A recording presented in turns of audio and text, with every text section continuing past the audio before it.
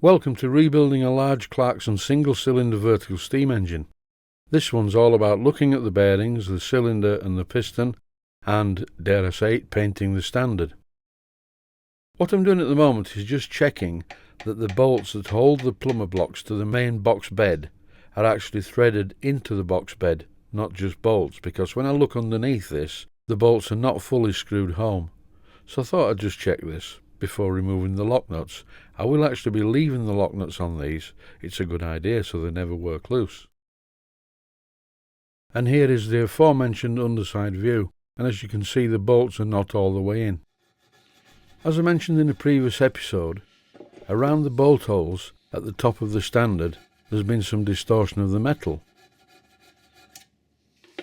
In this clip you can really see very clearly how close these holes are to the edge of the standard flange. They are really close to the edge, and as the studs go through, the thread on the studs actually distorted the metal. So here I'm cleaning up the metal around the standard with a needle file, followed by some very coarse sandpaper, and I think it's going to work this. I think it's going to look okay. So all I'll need to do is paint it. I don't need to put any sort of cover-up brass banding round it, which for me is always bad practice anyway.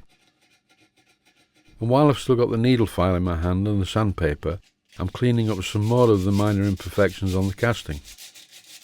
Looking at the top part, the flange of the standard, you can see that it's looking a lot better now. I think this will really do the trick.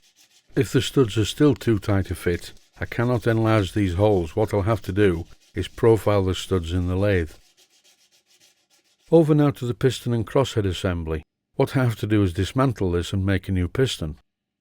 Luckily, the crosshead unscrewed really easily from the piston rod, so it came off with very little effort. What I did find though was that the gland nut would not pass over the threads at the bottom end of the piston rod assembly. So what I thought I'd do first is concentrate on removing the piston. So I clamped the piston in my 4-jaw self-centering chuck, which is fitted to the larger of my two lathes, and I put the piston rod in the tailstock chuck. And by gripping the piston rod tightly with the tailstock chuck, I was easily able to unscrew the piston from the piston rod. This is the best way I've actually found to remove pistons from piston rods. There's never any damage to the piston rod itself, or the piston for that matter. I'm holding the piston rod with a pair of pliers on the bench, just to support it while I remove the already loose piston. Never ever use a pair of pliers to unscrew a piston rod from a piston, otherwise you will just chew up the piston rod. Now with the piston removed, it was quite simple to remove the bottom cover. And this left me with a gland nut assembly that's not going to come off either end of the piston rod. It will come off with a bit of force, but I'm going to leave that for a while, because the gland nut does need modifying as it's totally unadjustable at the moment. Putting the piston rod through the micrometer showed me that the piston rod is exactly the same diameter all the way down, which means, as I said earlier, this engine has not run. It's a 2-inch bore cylinder, so I need to have a trip to Blackgate's and buy a 2-inch piston ring and make a new piston.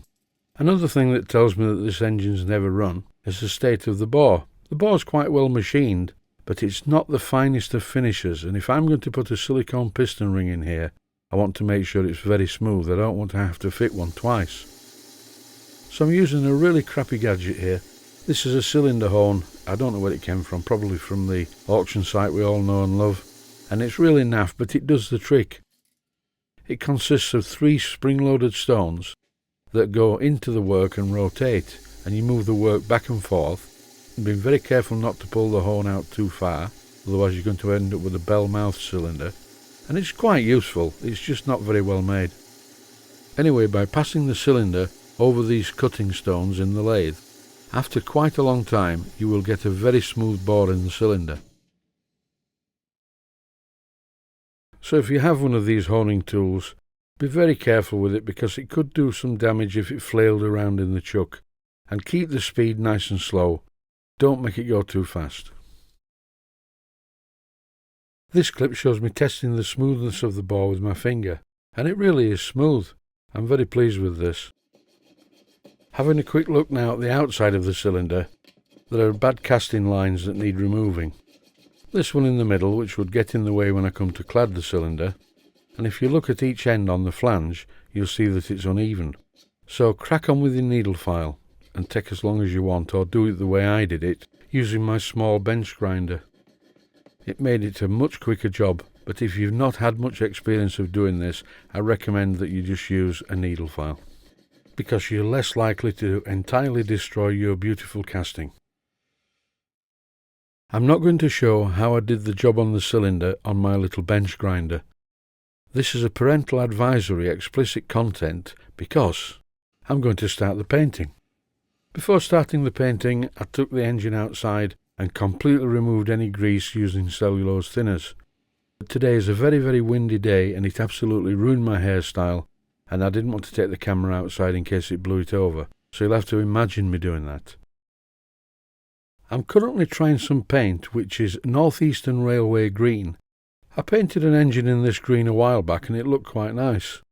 But I only have a small amount of this paint, but I'm going up to Blackgates tomorrow, so I'll buy another tin. I'm just trying this as a colour to see what it looks like. I don't want to paint it Stuart Models green because that's not a good idea, because it's not a Stuart model. This is a Clarkson model. I'd just about run out of the paint, so I thought I'll use some of it up on the edges of the cylinder. Thanks for watching and I hope you found it useful.